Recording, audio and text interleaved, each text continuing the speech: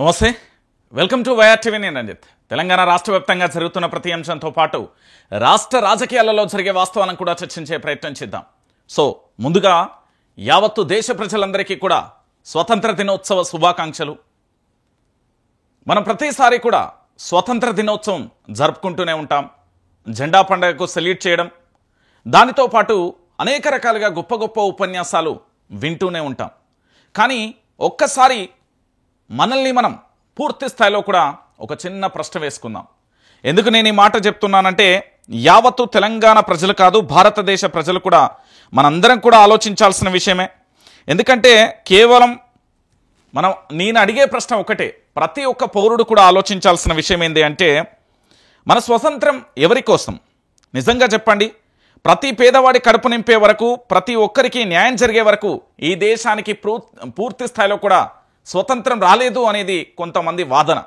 ఎందుకంటే ధనిక బిడ్డలు ఇంకా ధనికులు అవుతున్నారు, పేదవాళ్ళు ఇంకా పేదవాళ్ళుగా మారిపోతున్నారు. మీరు ప్రతిరోజు చూస్తూనే ఉంటారు, మనం నిత్యం ప్రయాణం చేస్తూనే ఉంటాం. ఒక్కసారి ఆలోచించమని నేను ప్రార్థిస్తున్నా.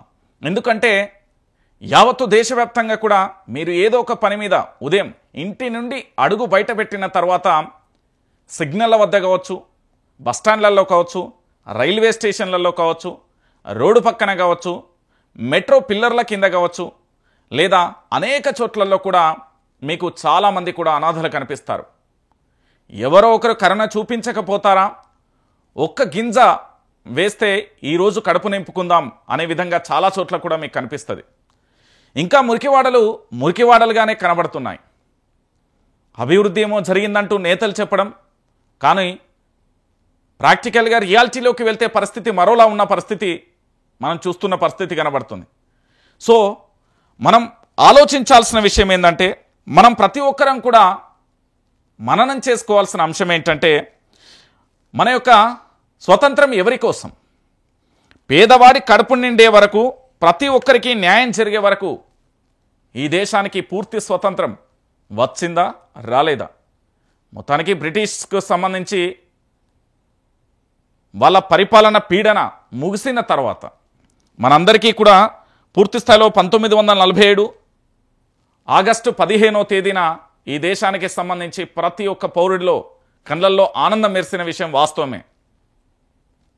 కానీ ఇప్పుడు జరుగుతున్న కొన్ని పరిణామాలను, లేదా దేశంలో కానీ రాష్ట్రాలలో కానీ జరుగుతున్న పరిణామాలను ఒక్కసారి ఆలోచించమని యువతకు నేను విజ్ఞప్తి చేస్తా ఉన్నా. సో మొత్తానికి ఇక నుంచైనా మనం ఆశించిన మేర పేదవాడికి పూర్తి స్థాయిలో న్యాయం జరగడం, ప్రతి ఒక్కరికి కూడా విద్యా వైద్యం ఫ్రీగా అందించడం, దాంతోపాటు సమాజంలో ప్రతి ఒక్కరికి కూడా ఒక మంచి గుర్తింపునివ్వడం అనేది జరగాలని ఆశిద్దాం. సో ఈ స్వతంత్రం దినోత్సవం సందర్భంగా మన చుట్టూ ఉండే వాళ్ళకి, పేద బడుగు బలహీన వర్గాలకు సంబంధించి మనం మాటలు చెప్పుకోవడం కాకుండా అందరూ మన వాళ్ళే, అందరూ అభివృద్ధి బాటలో నడవాలని ఆకాంక్షిద్దాం. రైట్, ఈరోజు ప్రధానంగా కూడా మీరందరూ ఆలోచించాల్సిన విషయం ఒకటే. మన YR TV Telugu news channel పూర్తి స్థాయిలో సబ్స్క్రైబ్ చేయండి. దాంట్లో భాగంగా మీకు నిన్న ఒక పూర్తి స్థాయిలో కూడా ఒక వీడియో చేసిన, ఏంటి అనేది ఒకసారి మీ అందరికీ కూడా నేను వినిపించే ప్రయత్నం అయితే చేస్తా. సో స్వతంత్ర దినోత్సవం సందర్భంగా నేను చేసిన ఈ వీడియోను ఒకసారి మీరు అందరూ కూడా తిలకించండి. ఈ వీడియోకు సంబంధించి ఎందుకు చేయాల్సి వచ్చింది అనేది ఒకసారి ఆలోచిద్దాం. Welcome to YR TV. నేనండి. స్వతంత్రం ఎవరి కోసం? 1947 ఆగస్టు 15న మన దేశం బ్రిటిష్ పాలన నుండి విముక్తి పొందింది. ఆ రోజు లక్షలాది భారతీయుల కంట కన్నీళ్లు ఆనందంతో మెరసాయి. స్వతంత్రం కోసం పోరాడిన మహనీయుల కళ, ప్రతి ఒక్కరికి సమాన అవకాశాలు, ఆకలితో ఎవరూ చావకూడదు, కూలి పని వాడికి, రైతుకి గౌరవం లభించాలి. కానీ 78 ఏళ్ల తర్వాత పరిస్థితి ఎలా ఉంది? నేడు ధనికులు మరింత ధనికులు అవుతున్నారు. వారి సంపద కొండలంతా పెరుగుతోంది. కానీ పేదలు రోజుకు అడుగు వెనక్కి నడుస్తున్నారు. ఓవైపు కోట్ల రూపాయల బంగారం, విలాసవంతమైన బంగ్లాలు, కోట్ల విలువైన కార్లు ఉంటే, మరోవైపు రోడ్డుపై ఆకలితో కూలిపోతున్న చిన్న చిన్న పిల్లలు, రాత్రి ఒక గింజ అన్నం తినక నిద్రించే వృద్ధులు ఉన్నారు. దేశ రాజధాని నుండి గ్రామాల దాకా ట్రాఫిక్ సిగ్నల్ వద్ద, బస్టాండ్లలో, రైల్వే స్టేషన్లలో పుస్తకం పట్టి చదవాల్సిన వయసులోనే చిన్న చిన్న పిల్లలు చేతిలో గిన్నె పట్టుకొని భిక్షం అడుకుంటున్నారు. ఒక్కసారైనా కడుపు నింపుకోవడమే వారి కల. ఎవరో ఒకరు కరుణ చూపితే మాత్రమే ఆ రోజు బ్రతుకుతారు. ఈ దృశ్యం మనకు స్వతంత్రం ఇచ్చిన తాత ముత్తాతలు ఊహించారా? రాజకీయాలు ఒకప్పుడు ప్రజాసేవ కోసం ఉండేవి, కానీ నేడు అది పెద్ద వ్యాపారంగా మారిపోయింది. రాజకీయ నాయకులు వ్యాపారవేత్తలుగా మారుతున్నారు. వ్యాపారవేత్తలు రాజకీయాలలోకి దిగి తమ లాభాలను పెంచుకుంటున్నారు. ఓటు కోసం ఇచ్చే హామీ అధికారంలోకి వచ్చిన తర్వాత మర్చిపోతున్నారు. ఫలితంగా ఆకలి, నిరుద్యోగం, అసమానతలు మరింత పెరిగిపోతున్నాయి. నేడు దేశంలో కోట్లాది మంది రోజుకు ఒక్కసారి కూడా కడుపు నింపుకోలేకపోతున్నారు. ఆకలితో బాధపడుతున్న వారి సంఖ్య రోజు రోజుకి క్రమంగా పెరుగుతూనే ఉంది. రైతులు అప్పుల పాలై ఆత్మహత్యలు చేసుకుంటున్నారు. కానీ అదే సమయంలో కొందరు నాయకులు, వ్యాపారవేత్తలు కోట్ల రూపాయలు సంపాదిస్తున్నారు. స్వతంత్రం అంటే కేవలం జెండా ఎగరవేయడం కాదు, ప్రతి ఒక్కరికి ఆహారం, నివాసం, విద్య, వైద్యం, గౌరవం లభించే స్థితికి రావడం. నిజమైన స్వతంత్రం అంటే సమానత్వం సాధించడం. ఈ ఇండిపెండెన్స్ డే మనలో మనమే ఒక ప్రశ్నగా వేసుకుందాం. మన స్వతంత్రం ఎవరి కోసం? ప్రతి పేదవాడి కడుపు నిండే వరకు, ప్రతి ఒక్కరికి న్యాయం జరిగే వరకు ఈ దేశానికి పూర్తి స్వతంత్రం రాలేదు అనే విషయాన్ని ప్రతి ఒక్కరు కూడా గుర్తుంచుకోండి. అక్షయ్ రైట్, నేను చెప్పే అంశం ఏంటంటే, నిన్న ఒక బ్రహ్మాండంగా కూడా వీడియో రిలీజ్ చేసిన. ఎందుకంటే దాదాపుగా ఇప్పుడే ఉదయాన్నే పూర్తి స్థాయిలో కూడా వీడియోను పబ్లిక్ చేయడం జరిగింది. మీకు ఎందుకు వినిపించానంటే ఒకసారి మీరు అందరూ కూడా ఆలోచించాలి దయచేసి. నిజంగా కూడా సమాజం పట్ల మనకున్న చిత్తశుద్ధి కానీ, సమాజం పట్ల ఉన్న మనకు ప్రేమ కానీ, సమాజం పట్ల ఏదో ఒకటి మంచి చేయాలనే ఒక కార్యక్రమాన్ని, ఏదో ఒక మంచి జరగాలనే ఒక ఉద్దేశంతో ఆ వీడియోను ప్రజల్లోకి పంపించే ప్రయత్నం చేశాను.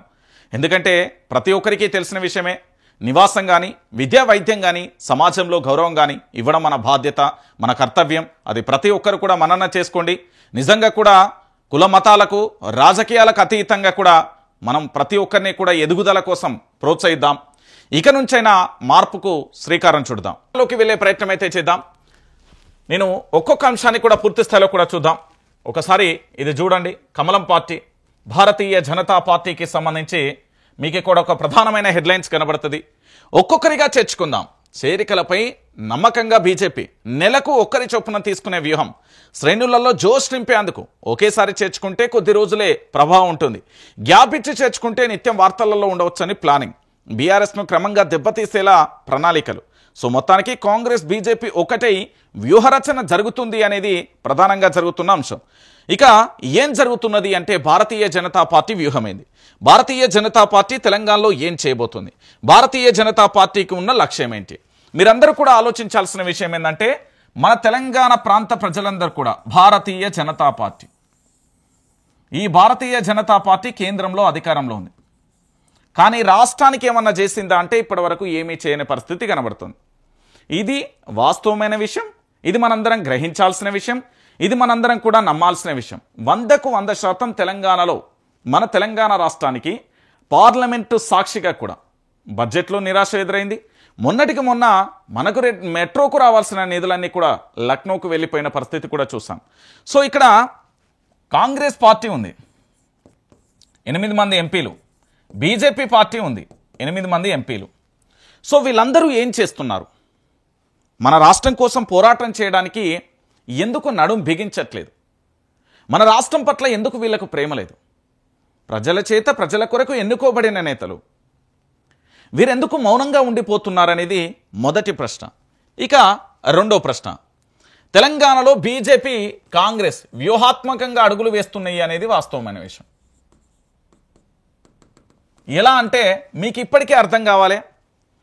ఏదైనా జాతీయ పార్టీ లేదా ఏదైనా ప్రాంతీయ పార్టీ, భారత రాష్ట్ర సమితి కనుక ప్రజల్లోకి వెళ్తే ఆ పార్టీ అధినేత కల్వకుంట్ల చంద్రశేఖరరావు పాదయాత్ర చేస్తాడు. భారతీయ జనతా పార్టీ కనుక ప్రజల్లోకి వెళ్తే ఆ పార్టీ రాష్ట్ర అధ్యక్షుడు రామచంద్రరావు పాదయాత్ర చేస్తారు. కాంగ్రెస్ పార్టీ ప్రజల్లోకి వెళ్తే ఆ పార్టీకి సంబంధించిన అధ్యక్షుడు మహేష్ కుమార్ గౌడ్తో పాటుగా రాష్ట్ర ముఖ్యమంత్రి యనుమల రేవంత్ రెడ్డి పాదయాత్ర చేస్తారు. కానీ ఎక్కడో ఏదో రాష్ట్రం నుండి వచ్చిన వ్యక్తి ఇక్కడ ఇన్ఛార్జిగా ఉన్నంత మాత్రాన పాదయాత్ర చేయడం కరెక్టేనా? అంటే కాంగ్రెస్ పార్టీని పూర్తిగా ఖతం చేసే ప్రణాళికలో ఆ పార్టీకి సంబంధించిన నేతలే ఉన్నారు. తెలంగాణలో క్రమంగా కూడా భారతీయ జనతా పార్టీని విస్తరించాలి, భారతీయ జనతా పార్టీని ప్రజల్లోకి తీసుకెళ్లాలని ఏకైక లక్ష్యంతో 2 జాతీయ పార్టీలు ఆడుతున్న ఒక కపట నాటకం. ఇప్పటికే వీళ్ళు అనుకుంటున్నారు, అంటే బీఆర్ఎస్ పార్టీ నుంచి కొంతమంది మాజీ ఎమ్మెల్యేలను, ఉదాహరణకు మొన్న వెళ్ళిన గువ్వల బాలరాజు లాంటి వ్యక్తులను ఆ పార్టీలో చేర్చుకోవడం, ఆ పార్టీలో ఇచ్చే మెంబర్షిప్ ఏందో కూడా మీరు చూసిలు. దాంతోపాటు గువ్వల బాలరాజు చేరిక తర్వాత ఈ రాష్ట్రానికి సంబంధించిన గోషామహల్కు సంబంధించిన ఎమ్మెల్యే రాజాసింగ్ సంచలనమైన వ్యాఖ్యలు చేశారు. మీరు భారతీయ జనతా పార్టీకి గనక రావాలనుకుంటే ఆలోచించి అడుగు ముందుకు వేయండి. ఆ పార్టీలోకి వస్తే తర్వాత మీకు ఫస్ట్ లిస్టో, సెకండ్ లిస్టో, థర్డ్ లిస్ట్లో పేరు ఉండొచ్చు, ఉండకపోవచ్చు. ఇక్కడ నలుగురు చేతిలో మాత్రమే రాజకీయం నడుస్తుంది. కాబట్టి భారతీయ జనతా పార్టీ అనేది మీ మనుగడకు కానీ మీ ఎదుగుదలకు కానీ అవకాశాన్ని, స్కోప్ ఎక్కడా ఇవ్వదు అంటూ కుండబద్దలు కొట్టే కార్యక్రమాన్ని మొదలుపెట్టిండు రాజాసింగ్. ఆ తర్వాత జరిగిన ఎపిసోడ్ ఏంది అంటే, కొంతమంది భారతీయ జనతా పార్టీలోకి రావాలని అనుకుంటున్నారట, భారతీయ జనతా పార్టీలోకి జాయిన్ కావాలని విన్నారట. సో భారతీయ జనతా పార్టీని తెలంగాణ ప్రాంత ప్రజలు విశ్వసిస్తున్నారా? ఫస్ట్ భారతీయ జనతా పార్టీకి కార్యకర్తలు ఉండొచ్చు, కానీ సరి అయిన నాయకత్వం లేదు. భారతీయ జనతా పార్టీలోకి రావడానికి ఏవైనా 2 ప్రధానమైన అంశాలను చెప్పమని ఆ పార్టీకి ప్రశ్నలేస్తే, మేము కేంద్రంలో అధికారంలో ఉన్నాం, రాష్ట్రంలో మాత్రం కాంగ్రెస్ పార్టీ చేస్తున్న ప్రభుత్వ ప్రజా వ్యతిరేకమైన పాలనను ఎక్కడా కూడా ఖండించాం. కొన్ని సందర్భాలలో ఎక్కడో ఒక చోట ఖండిస్తాం, మిగతా విషయాలలో మాత్రం మేము దోస్తీగా కొనసాగుతామనేది ఈ పార్టీకి ఉన్న లక్ష్యం. జాతీయ స్థాయిలో కాంగ్రెస్ పార్టీ, భారతీయ జనతా పార్టీ వేరు కావచ్చు, కానీ తెలంగాణలో మాత్రం కాంగ్రెస్ పార్టీ, భారతీయ జనతా పార్టీ రెండూ ఒకటే అనే విషయాన్ని మనం సమర్థవంతంగా కూడా అంగీకరించాలి. సో ఈ పార్టీలోకి ఎవరు వస్తారా రారా అనేది పక్కన పెడితే, ఈ పార్టీ మీడియా పరంగా అంటే పబ్లిక్లో పదే పదే ఈ పార్టీకి సంబంధించిన ప్రచారం ఎక్కడా జరగట్లేదు. ఈ పార్టీని ప్రజలు లైట్ తీసుకున్నారు. సో ఇలాంటి సందర్భంలో ఈ భారతీయ జనతా పార్టీ నెలకొకరిని చేర్చుకుంటే ఇటు కార్యకర్తలలో జోష్ వస్తుంది, దాంతోపాటు భారతీయ జనతా పార్టీకి సంబంధించి క్రేజ్ కూడా వార్తలలో నిలవచ్చనే ఒక అంచనాకి వెళ్ళింది. కానీ అసలు విషయాన్ని మర్చిపోయింది భారతీయ జనతా పార్టీ. మనం ప్రజలలో గనక ఉండి ప్రజా పోరాటాలు గనక చేస్తే, ప్రభుత్వ వ్యతిరేకమైన విధానాలు ప్రజలకు సంబంధించి ప్రభుత్వ యొక్క తప్పుడు నిర్ణయాలను మనం మన భుజస్కంధాల మీద వేసి పోరాటం చేస్తే ప్రజలు మన వైపు ఉంటారనే విషయాన్ని పాపం మర్చిపోయింది. చేరికలతోని పబ్లిసిటీ చేసుకుందాం అనుకుంటుంది, కానీ ప్రభుత్వం ప్రజలకు వ్యతిరేకంగా పాలిస్తున్న విధానాలు కానీ, ప్రజలకు వ్యతిరేకంగా తీసుకుంటున్న నిర్ణయాలు కానీ, లేదా వాళ్ళు ఇచ్చిన అంశాల విషయంలో కానీ పోరాటం చేయడానికి మాత్రం సిద్ధంగా లేదనేది చాలా క్లారిటీగా చెప్పింది భారతీయ జనతా పార్టీ. ఈ విషయాన్ని ఎవరు అంగీకరించినా అంగీకరించకపోయినా ఇది నిజం. ఎందుకు అంటే చాలా సందర్భాలలో చూడండి, మన తెలంగాణ రాష్ట్రంలో 33 జిల్లాలలో ఎక్కడో ఒక చోట సోషల్ మీడియా యాక్టివిస్ట్ అరెస్ట్ అయినా, లేదా డిజిటల్ మీడియా ప్లాట్ఫామ్ మీద జర్నలిస్ట్ అరెస్ట్ అయినా స్పందన కరువు. దానితో పాటుగా ఈ తెలంగాణలో హైడ్రా విషయంలో కానీ, మూసీ విషయంలో కానీ, రామన్నపేట విషయంలో కానీ, పోడు భూముల విషయంలో కానీ ఇలా చెప్పుకుంటూ పోతే చాలా సందర్భాలలో మౌనంగా ఉండిపోయిన విషయాన్ని చూశారు. మరి చేరికలతో పబ్లిసిటీ కోరుకుంటున్న ఈ పార్టీని ప్రజలు స్వాగతిస్తారా? ప్రజా ఉద్యమాలు చేయడానికి నడుం బిగించి ప్రజల్లో ఉండాల్సిన భారతీయ జనతా పార్టీ కేవలం నెలకొకరిని చేర్చుకుందాం, మనం పబ్లిసిటీ వచ్చేస్తుంది అనుకుంటున్న ఈ పార్టీకే, వాళ్ళ విఘ్నతకే మనం వదిలేసే ప్రయత్నం చేద్దాం. ఇక దీని తర్వాత మరొక ఎపిసోడు తెలంగాణ రాష్ట్ర వ్యాప్తంగా కూడా బ్రహ్మాండంగా జరుగుతున్న చర్చ ఒకటి ఉంది. ఏంది ఇది? ఉన్నట్టా లేనట్టా? ఏమీ ఉన్నట్టు ఏమీ లేనట్టు? ఎందుకు ఉన్నట్టు ఎందుకు లేనట్టు? ఇది సందేహాలకు సంబంధించి కాదు, ప్రశ్న పుటలల్లో నుంచి వ్యక్తమవుతున్న పదాలు ఇవి. పిసిసి వర్కింగ్ ప్రెసిడెంట్స్ పదవుల భర్తీపై సందేహాలు. ఇప్పటికే ప్రపోజల్స్ పంపిన రాష్ట్ర నాయకత్వం, అభ్యంతరం వ్యక్తం చేసిన ఏఐసిసి, ఫలితంగా పెండింగ్లోనే పలుమార్లు గుర్తు చేసిన స్పందన కరువు. అందశ్రీ రాహుల్ సిప్లీగంజ్ను సన్మానిస్తున్న సీఎం రేవంత్ రెడ్డి అంటూ కూడా చూడొచ్చు. సో మొత్తానికి సీఎంను కలిసిన సింగర్ సిప్లీగంజ్, కవి అందశ్రీ నేడు గోల్కొండ కోటాలో స్వతంత్ర దినోత్సవ వేడుకలకు జాతీయ జెండా ఎగరవేయనున్న సీఎం రేవంత్ రెడ్డి అంటూ కూడా చూస్తున్నాం. సో మొత్తానికి రాష్ట్రంలో అధికారం చేపట్టిన కాంగ్రెస్ దాదాపు ఏడాది క్రితం టీపీసీసీ అధ్యక్ష పదవిని భర్తీ చేసింది. కానీ వర్కింగ్ ప్రెసిడెంట్ పోస్టులు ఇప్పటికీ ఖాళీగానే ఉన్నాయి. వీటిని భర్తీ చేయకపోవడంతో అసలు నియామకాలు ఉంటాయా లేదా అన్న అనుమానాలు కూడా పార్టీ వర్గాలలో వ్యక్తమవుతున్నాయి. ఇప్పటికే రాష్ట్ర నాయకత్వం అధిష్టానానికి ప్రతిపాదనలు పంపగా దానిపై ఏఐసీసీ అభ్యంతరం వ్యక్తం చేసిందని, అందుకే ఆ అంశాన్ని పక్కన పెట్టేందుకు వాదనలు వినబడుతున్నాయి. ప్రపోజల్స్ పై భిన్నాభిప్రాయాలు.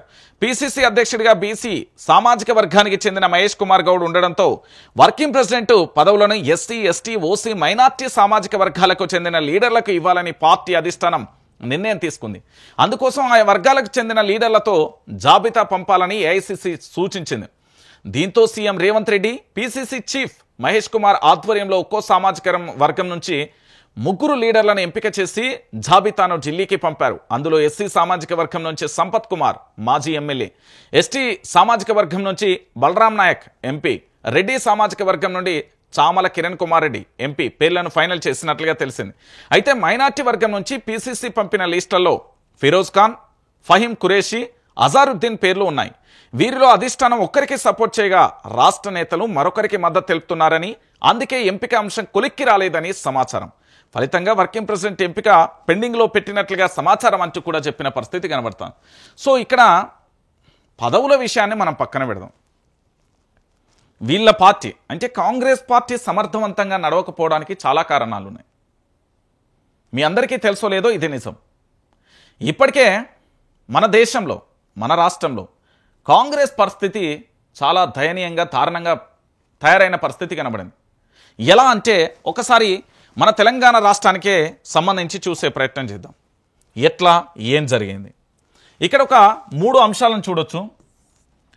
రాష్ట్రానికి సంబంధించి పూర్తి స్థాయిలో కూడా మన సీఎం రేవంత్ రెడ్డికి సంబంధించి, రెండోది రాష్ట్రానికి సంబంధించిన పార్టీ ఉన్నది కదా అధ్యక్షుడికి సంబంధించి, ఈ మహేష్ కుమార్ గౌడ్కు సంబంధించి, దాంతోపాటు రాష్ట్ర ఇన్ఛార్జ్, వీళ్ళ ముగ్గురికి సంబంధించి మనం చూడాలి. ఈ రాష్ట్రంలో పూర్తి స్థాయిలో 20 నెలల కాలంలో ప్రభుత్వం అధికారంలోకి వచ్చింది. ప్రభుత్వం అధికారంలోకి వచ్చిన తర్వాత పూర్తి స్థాయిలో కూడా కాంగ్రెస్ పార్టీ చేయాల్సిన అంశం ఏంటంటే ప్రజల్లోకి పథకాలను తీసుకెళ్ళాలి, ప్రజల్లోకి మార్పు పరిపాలన చూపించాలి. ఏ మార్పు కోసమైతే అధికారంలోకి వచ్చిందో కాంగ్రెస్ పార్టీ, అదే మార్పును ప్రజల్లోకి తీసుకెళ్లాల్సిన ఆవశ్యకత ఉంటుంది. కానీ ఇక్కడ విచిత్రం ఏంటంటే కుమ్ములాటల మధ్య ఇక్కడ కాంగ్రెస్ పార్టీ ఉన్నది అని చెప్పడంలో ఎలాంటి డౌట్ లేదు. అట్లెట్లా జరిగింది, అది ఏ విధంగా సాధ్యమైంది, అది నిజమా అబద్ధమా అనేది మనం మాట్లాడుకుందాం. ఇప్పుడు పాదయాత్ర జరిగింది. ఈ పాదయాత్ర ఎవరు చేయాలి? మన రాష్ట్ర ముఖ్యమంత్రి హోదాలో ముఖ్యమంత్రి యనుమల రేవంత్ రెడ్డి గారు చేస్తే, రేవంత్ రెడ్డి గారు చేస్తేనే నడుస్తుంది. అది వేరే ఎవరు చేసినా సెట్ కాదు.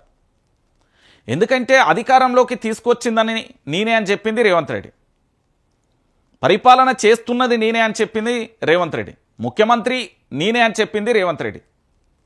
ముఖ్యమంత్రి స్థాయిలో ప్రజల్లోకి వెళ్తే పూర్తి స్థాయిలో ప్రజలకు విశ్వాసం కానీ వాళ్ళకు పూర్తి స్థాయిలో నమ్మకం కానీ కలిగించే భరోసా కేవలం రేవంత్ రెడ్డితోనే సాధ్యమవుతుంది.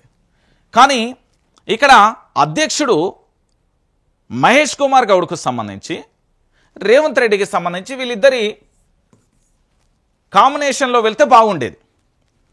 కానీ ఇన్ఛార్జ్కు సంబంధించి కేవలం తన యొక్క వ్యక్తిగత ఇమేజ్ కోసం, రాహుల్ గాంధీ టీంలో సభ్యురాలు కాబట్టి రాహుల్ గాంధీ మనసులో స్థానం కోసమో, అంటే ఆ పార్టీకి సంబంధించి పదవులు భవిష్యత్తులో తనకు రావాలని, తనకు మంచి గుర్తింపు రావాలనే ఆలోచనతోనే ఈ రాష్ట్రంలో పాదయాత్ర చేస్తున్నారు. కాంగ్రెస్ పార్టీ ఇన్ఛార్జిగా ఉన్న మీనాక్షి నటరాజన్, మహేష్ కుమార్ గౌడ్ చేసిన పాదయాత్ర వల్ల ఫలితమైంది. ఫస్ట్ ఇది తెలవాల్సిన అవసరం ఉంది. ఫలితం కాంగ్రెస్ పార్టీ చేసిన పాదయాత్రతో ఎలాంటి ఫలితాలు వచ్చినాయి? అసలు ఏమన్నా లాభం ఉందా? పోనీ ప్రజల్లోకి వెళ్ళిందా? పబ్లిసిటీ జరిగిందా? పాదయాత్ర పలానా గ్రామం నుండో పలానా మండలం నుండో పలానా నియోజకవర్గం నుండి పలానా జిల్లా నుంచి జరుగుతున్నది అని ఎక్కడన్నా చూసిర్రా? అలాంటి పబ్లిసిటీ లేని పాదయాత్ర, అక్కెరకురాని పాదయాత్ర మనకెందుకు అనేది ప్రజలు అంటున్నారు. రేవంత్ రెడ్డి పాదయాత్ర చేస్తే ఏమవుతుంది? పలానా కాడ రోడ్డు లేదు, అయ్యా ముఖ్యమంత్రి గారు అంటే అధికారులను ఆదేశిస్తారు. సార్ 6 నెలలకు కాకపోయినా ఏడాదికైనా పడుతుంది. సార్ మాకు మంచినీళ్ళు లేవు, మిషన్ భగీరథ పైపులకు ఏమైనా అయిందా చెక్ చేయంటాడు. సార్ మాకు బడి లేదు, ఆ బడి సంగతి ఏందో చూడంటాడు. సార్ మాకు గుడి లేదు, ఆ గుడి సంగతి ఏందో చూడంటాడు. సార్ మాకు ఆసుపత్రి లేదు, దాని సంగతి ఏందో చూడంటాడు. సార్ మేము పేదోళ్ళం, మాకు ఇల్లు కావాలి, దాని సంగతి ఏందో చూడంటాడు. ఇలా సమస్యలు ముఖ్యమంత్రి దృష్టికి వస్తే ఏమైనా పరిష్కరించడానికి ఆస్కారం ఉంటుంది. మరి వీళ్ళు రోడ్ల మీద నడుచుకుంటూ tata bye bye bye bye అని ఇట్లా అభివాదం చేసుకుంటూ వెళ్తే దేనికి సంకేతం? ఇక్కడ వీళ్ళది అంతర్గత యుద్ధం నడుస్తున్నది అనేది వాస్తవం. సో దాంతోపాటుగా ఇక్కడ ఏదైతే పదవుల విషయంలో కూడా మాట్లాడుకుంటే, కాంగ్రెస్ పార్టీ అధికారంలోకి రావడం కోసం పనిచేసిన వ్యక్తులు పాపం ఎక్కడెక్కడో చెల్లా చెదరుగా అయిపోయారు. పార్టీ అధికారంలోకి రావడానికి ఆవగింజంత పనిచేయని వ్యక్తులు కూడా పెద్ద పెద్ద పోస్టులలో కనబడుతుంటే నాకు ఆశ్చర్యం అనిపిస్తుంది. సో మొత్తానికి రేవంత్ రెడ్డే హీరో, మిగతా వాళ్ళందరూ జీరో. అది క్లారిటీ అయిపోయింది ఇందులో. ఎందుకంటే ఈయన చేస్తేనే అదేమన్నా క్లారిటీ సబ్జెక్టుకు సంబంధించి ప్రజల్లోకి వెళ్తుంది. ఈయన పాదయాత్ర చేస్తే ఏదైనా జరుగుతుంది. కానీ రేవంత్ రెడ్డినే పక్కన పెట్టి పూర్తి స్థాయిలో కూడా వాళ్ళు పోతే ఏమొస్తుందండి? గదే జరుగుతున్నాయి ఈ తెలంగాణ. సో వాళ్ళ పదవుల విషయంలో కూడా అంతే. ఇది సముద్రం కాంగ్రెస్ పార్టీ. ఈ కాంగ్రెస్ పార్టీలో ఒక వర్గం ఉంటే ఏం కాకపోగానే అక్కడ 100 వర్గాలు ఉంటాయి. ఎప్పుడు ఎవరు ఏం మాట్లాడతారో, ఎప్పుడు ఎవరు ఏ బాంబు వేలుస్తారో, ఎప్పుడు ఎవరిని కాపాడుకోవాలో, ఎప్పుడు ఎవరికి నోటీసులు ఇవ్వాలనో, ఎప్పుడు ఎవరిని సస్పెండ్ చేయాలనో, ఎప్పుడు ఎవరిని పార్టీలోకి తీసుకోవాలనేది కూడా సస్పెన్స్ థ్రిల్లర్గా మారిపోతుంది. అందుకే సముద్రంలో పూర్తి స్థాయిలో ఒంటరి పోరాటం చేస్తున్నాడు రేవంత్ రెడ్డి. ఇది జరుగుతున్న విషయం మీ అందరికీ తెలిసిన విషయమే.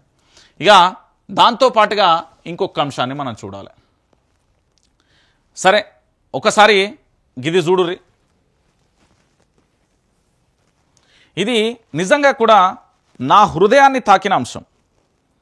ఇది నేను ముఖ్యమంత్రి గారికి విజ్ఞప్తి చేస్తా, అపీల్ చేస్తా, రిక్వెస్ట్ చేస్తా. ఎందుకు అంటే ముఖ్యమంత్రి యనుమల రేవంత్ రెడ్డి గారు, ఐ రెస్పెక్ట్ సీఎం గారు, మీరంటే నాకు చాలా గౌరవం ఉంటుంది, ఆ విషయం మీకు తెలియకపోవచ్చు. సో మీరందరూ కూడా దయచేసి ముఖ్యమంత్రి గారు మిమ్మల్ని నేను రిక్వెస్ట్ చేస్తా ఉన్నా, ఇక నుంచైనా దయచేసి ఇక్కడ మీ పరిపాలనలో మార్కు రావాల్సిన ఆవశ్యకత ఏర్పడింది. మీ మార్కు తీసుకొస్తారా, మార్కు తీసుకురారా అనేది మీ ఇష్టం. కానీ నేను సజెషన్ అయితే చేస్తున్నా. ఇక్కడ ఆర్ఎస్ ప్రవీణ్ కుమార్ ఏం జరిగిందిడా? పోడు రైతుల అరెస్ట్, సీఎంను కలిసేందుకు దిందా నుంచి పాదయాత్ర, ఓఆర్ఆర్ వద్ద అడ్డుకొని అరెస్టు చేసిన పోలీసులు, వారి కోసం వెళ్లిన ఆర్ఎస్ ప్రవీణ్ కుమార్ నేతల నిర్బంధం అంటూ కూడా చూడొచ్చు. రైతులను విడుదల చేయాలని కోరుతూ ఆసిఫాబాద్ జిల్లా కాగజ్ నగర్లో గురువారం ఆందోళనకు దిగిన బీఆర్ఎస్ రాష్ట్ర నేత ఆర్ఎస్ ప్రవీణ్ కుమార్ను అరెస్టు చేసి పోలీస్ స్టేషన్కు తరలిస్తున్న దృశ్యం ఇది చూసిలు కదా. ఈ నెల 5న కాలినడకన బయలుదేరిన పోడు రైతులు అరెస్టు చేసి ఇంటికి పంపేందుకు పోలీసుల యత్నం. కాగజ్ నగర్లో పోలీసుల్ని అడ్డుకున్న ఆర్ఎస్ ప్రవీణ్ కుమార్, ఆయనతో పాటు పలువురు బీఆర్ఎస్ నేతలను అదుపులోకి తీసుకుని కౌటాల ఠానాకు తరలింపు. బీఆర్ఎస్ శ్రేణుల ఆందోళనతో నాయకుల విడుదల. రైతులకు న్యాయం జరిగేదాకా పోరాటం. ఆర్ఎస్ ప్రవీణ్ కుమార్ రైతుల తరపున పోరాడితే సంఖ్యల్లా కేటీఆర్, అక్రమ అరెస్ట్లే ఇందిరమ్మ రాజ్యమా హరీష్ రావు. ఇక్కడ ఒక్కసారి మనం ఆలోచిద్దాం. నిజం నిజమే, అబద్ధం అబద్ధమే. ఎన్నటికైనా అబద్ధాన్ని నిజం చేయాలనుకున్నా, నిజాన్ని అబద్ధం చేయాలనుకున్నా అది తాత్కాలిక ఉపశమనం ఇస్తుందేమో కానీ రియాలిటీలో గ్రౌండ్ లెవెల్లో తర్వాత తెలిసిపోతుంది. సో మా ముఖ్యమంత్రి గారికి కూడా అది తెలవాలని నేను కోరుకుంటూ ఇది అంకితం చేస్తున్నా. ఎందుకంటే ఇవాళ స్వతంత్ర దినోత్సవం కాబట్టి ఖచ్చితంగా కూడా ఈరోజు మా ముఖ్యమంత్రి గారికి దీని మీద స్పందిస్తాడని కూడా నేను ఆశిస్తున్నా. ఎందుకంటే వైఆర్టీవీ వారు సబ్స్క్రైబర్, ప్రతిరోజు కూడా మనం వైఆర్టీవీ చూస్తారు కాబట్టి ఖచ్చితంగా కూడా దాదాపుగా 50 ఏళ్లుగా పోడు చేసుకుని బతుకుతున్న తమను ఫారెస్ట్ అధికారులు అడ్డుకుంటున్నారని, తమ ఆకలి కేకలు కోసిన ముఖ్యమంత్రిని కలిసి చెప్పుకుందామని పాదయాత్రగా బయలుదేరిన రైతులను పోలీసులు అరెస్ట్ చేస్తారు. కొమరం భీం ఆసిఫాబాద్ జిల్లా చింతలమానేపల్లి మండలంలోని దిందా గ్రామానికి చెందిన 60 మంది రైతులు ఈ నెల 5న పాదయాత్ర చేపట్టారు. బుధవారం రాత్రి హైదరాబాద్ శివార్లోని షామీర్పేట ORR వద్దకు చేరుకున్నారు. గురువారం ఉదయాన్నే రైతుల దగ్గరికి వచ్చిన పోలీసులు సీఎం రేవంత్ రెడ్డిని కలిసే ప్రసక్తి లేకపోవడంతో వాళ్ళను అరెస్టు చేసిన దృశ్యాలు కూడా చూస్తున్నారు. నేనేమంటున్నానంటే ముఖ్యమంత్రి గారు ఈ విషయంలో స్పందించి ఖచ్చితంగా కూడా ఆ దిందా గ్రామానికి సంబంధించిన దాదాపుగా వాళ్ళు 50 ఏళ్ళుగా ఆ పని చేసుకుంటున్నారు. ఇందులో పాదయాత్రగా వచ్చిన 60 మంది రైతులకు సంబంధించి ఈ 60 మందిలో వృద్ధులు ఉన్నారు, వికలాంగులు ఉన్నారు, చిన్నపిల్లలు ఉన్నారు, పెద్దవాళ్ళు ఉన్నారు, జ్వరాలతో ఉన్నారు, అనారోగ్యంతో ఉన్నారు. అయినప్పటికీ కూడా పాదయాత్రతో వచ్చినందుకు నిజంగా వాళ్ళకు పాదాభివందనాలు. దాంతోపాటు ఎందుకంటే అంత దూరం నుండి వాళ్ళ సమస్యను గోడును వెళ్ళబోసుకోవడానికి వచ్చారు. కానీ ఈ తెలంగాణలో బ్రహ్మాండంగా డిజిటల్ ఛానల్స్ ఒక 100 ఉన్నాయి, శాటిలైట్ మీడియాలు శాన్యం ఉన్నాయి. కానీ ఈ సమస్యను ముఖ్యమంత్రి గారి దగ్గరకో, అక్కడ ఉన్న కాంగ్రెస్ ఎమ్మెల్యేకో, ఆ జిల్లాకు సంబంధించిన మినిస్టర్కో, దాంతోపాటు రాష్ట్రానికి సంబంధించిన ఇంటెలిజెన్స్ విభాగము ముఖ్యమంత్రికి ఎందుకు చేరవేయలేకపోయారు? సరే, ముఖ్యమంత్రి చాలా పనులలో బిజీ ఉన్నారు, ఆయనను అనలేరు అంటే ఈ సమాచారాన్ని ముఖ్యమంత్రికి ఎందుకు చేరవేయలేదు? ముఖ్యమంత్రి దీని మీద ఎందుకు స్పందించలేదు? ముఖ్యమంత్రి వారిని ఏ విధంగా అరెస్టు చేస్తున్నారు? ఇది చాలా బాధాకరమైన విషయం. రైతుకు సంఖ్యల్లా రైతును అరెస్టా, రైతును పోలీస్ స్టేషన్కా? ఎక్కడో కొమరం భీం ఆసిఫాబాద్ జిల్లాకు సంబంధించి హైదరాబాద్ వరకు వాళ్ళు పాదయాత్రతోని జ్వరాలు వచ్చినా, అనారోగ్యంతో వచ్చినా బయలుదేరి వస్తే మా ప్రభుత్వం పట్టించుకోకపోవడం, మా ముఖ్యమంత్రికి విషయం తెలియకపోవడం, మరి ఇక్కడ తెలంగాణలో ఉన్న మంత్రులు ఏం చేస్తున్నారు? కళ్ళుండి చూడకపోతున్న కొంతమంది నాయకులను చూస్తే సిగ్గనిపిస్తుంది. అరే, గిరిజన ఆదివాసి బిడ్డలండి, వాళ్ళకు సంబంధించి వాళ్ళని పూర్తి స్థాయిలో ఎందుకు ముఖ్యమంత్రిని కలిసే అవకాశం కల్పించలేకపోతున్నారు? వాళ్ళ గోడును వెళ్ళబోసుకోవడానికే బయలుదేరేది తప్ప ఇక్కడేదో యుద్ధం చేద్దాం, ఇక్కడేదో నిరసన వ్యక్తం చేద్దాం, లేకపోతే ఇక్కడ పూర్తి స్థాయిలో ఏదో చేద్దామని వాళ్ళు రాలే. ఇది నిజం. నిజాన్ని ఎన్ని రోజులు కప్పిపుచ్చే ప్రయత్నం చేస్తారు వాళ్ళు? నిన్న మొన్న ఏదో గత బీఆర్ఎస్ 10 ఏళ్ల కాలంలో లేదా అంతకుముందు కాదు కదా, 50 ఏళ్ళుగా సాగు చేసుకుంటున్నారు వాళ్ళు పోడు భూములు. ఇవాళ ఫారెస్ట్ అధికారులు వచ్చి పూర్తి స్థాయిలో ఇది మాదంటే, ఏదైనా ఒక భూమిని మనం సాగు చేసుకుంటే 10 ఏళ్ళు దాని మీద ఉంటే అది కబ్జా కిందకి వస్తుంది, అది మనకే చెల్తుంది. వాళ్ళ గోడును వినాలని, వాళ్ళ గోడును ఖచ్చితంగా పట్టించుకోవాలని, వాళ్ళను పూర్తి స్థాయిలో వాళ్ళకి రక్షణ ప్రభుత్వం కల్పించాలని మనం డిమాండ్ చేస్తున్నాం. వైఆర్టీవీ తరపున నేను ఖచ్చితంగా వాళ్ళకు మద్దతు ఇస్తున్నా. ముఖ్యమంత్రికి కూడా విషయ పరిజ్ఞానాన్ని దీన్ని చేరవేయాలని కూడా రిక్వెస్ట్ చేస్తున్నా. రైట్, ఇక మరో అంశం. ఏమీ మారేను రా అని ఒక పాట ఉంటుంది, చాలా అద్భుతంగా ఉంటుంది. ఇది కవులు, కళాకారులు, రచయితలు వాళ్ళు రాసే వాళ్ళ పాటలు వాళ్ళకు అద్భుతంగా ఉంటాయి. ఇక మనం జర్నలిస్టులం కాబట్టి మాకు ఆ పాటలు అవన్నీ రావు. కానీ మీకు ఎందుకు ఈ పాట ఏమీ మారేను రా అని ఎందుకు చెప్తున్నా అంటే, 2014, 2022, 2018 5 ఏళ్ళకు ఒకసారి ప్రభుత్వాలు మారుతాయి. మరి ఈ 5 ఏళ్ళకు ఒకసారి ప్రభుత్వాలు మారినప్పుడు, ఈ 5 ఏళ్ళకు ఒకసారి ప్రభుత్వాలు మారుతున్న తరుణంలో ఏ రోజు కూడా యూరియాకు సంబంధించి ఇంత ఇబ్బంది రాలేదే. ఇప్పుడే ఎందుకు వస్తుంది? అడ్మినిస్ట్రేషన్ వైఫల్యమా, అధికారుల నిర్లక్ష్యమా, లేదా కేంద్రం నుంచి మనకు రావాల్సిన వాటాను మనం సంపాదించుకోలేకపోయినామా? పంపిణీ వ్యవస్థలో లోపాలు జరుగుతున్నాయా?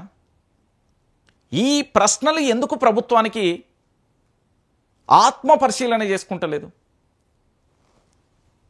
పగలు ఆందోళన, రాష్ట్రంలో యూరియా సంక్షోభం మరింత తీవ్రమైంది. ఎండా వాన పగలు రాత్రి తేడా లేకుండా అన్నదాతలు అన్ని పనులు మానుకొని బస్తాల కోసం కుస్తీ పడుతున్నారు. సరిపడా యూరియా ఇవ్వని సర్కార్ తీరును కూడా నిరసిస్తూ మహబూబాబాద్ జిల్లా తొర్రూరులో రైతులు రాస్తోరోకోకు దిగగా, కరీంనగర్ జిల్లా మానకొండూరు మండలం రంగంపేటలో రైతులు కూపన్ల కోసం ఇలా చీకట్లలో పాటలు పడుతున్నారు. ఇది పట్టబగలి అంటే మధ్యాహ్నం ఎర్ర టెండలో కూకున్న విషయం. ఇది సూర్యుడు అస్తమించిన తర్వాత చీకటి అర్ధరాత్రి వేళ కూర్చున్న పరిస్థితి. ఒక్క బస్తా కోసం కుస్తీపాట్లు, రాష్ట్ర వ్యాప్తంగా రైతుల వెదలు.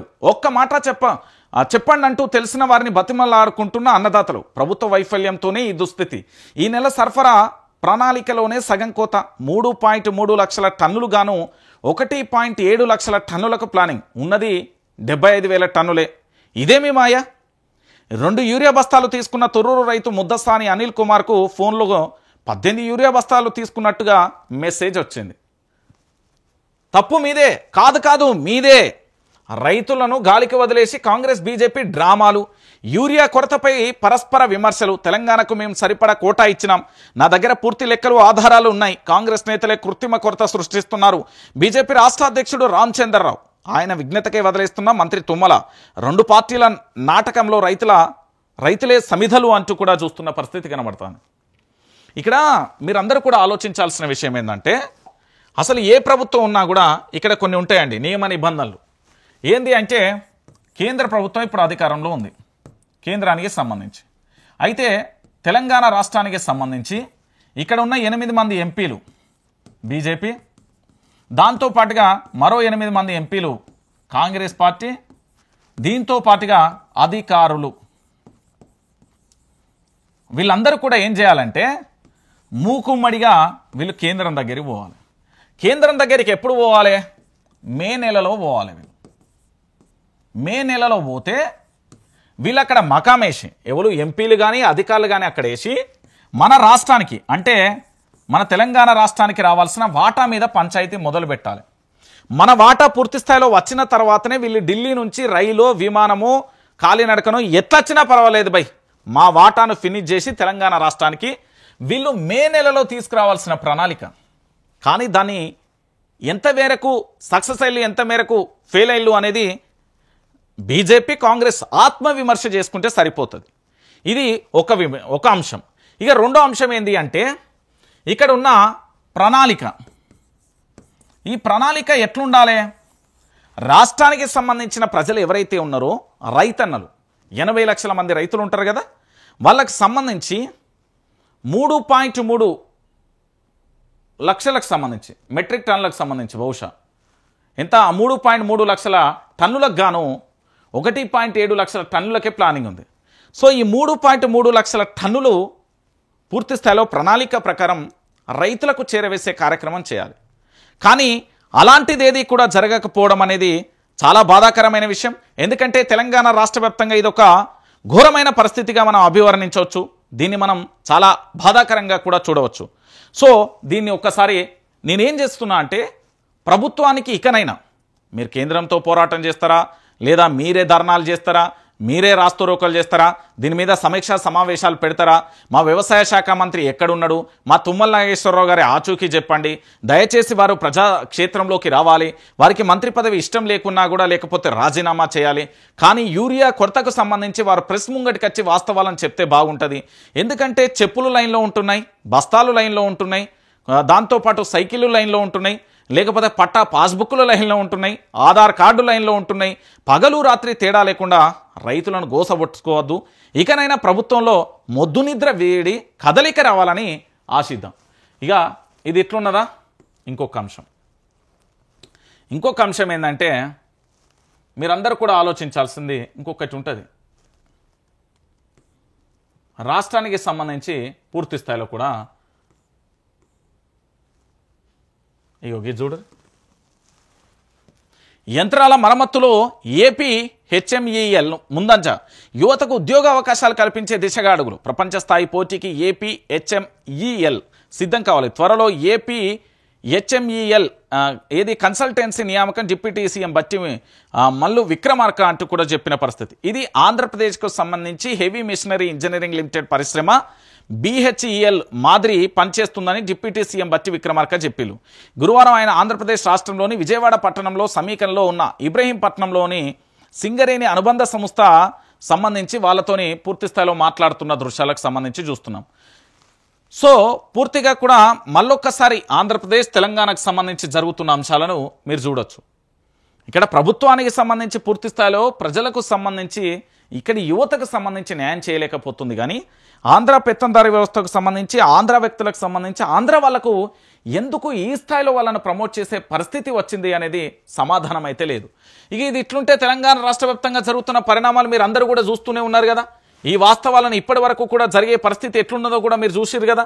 నేనేమంటున్నానంటే, మన వైఆర్టీవీ తెలుగు న్యూస్ ఛానల్ ప్రతి ఒక్కరు కూడా సబ్స్క్రైబ్ చేసుకోవాలి.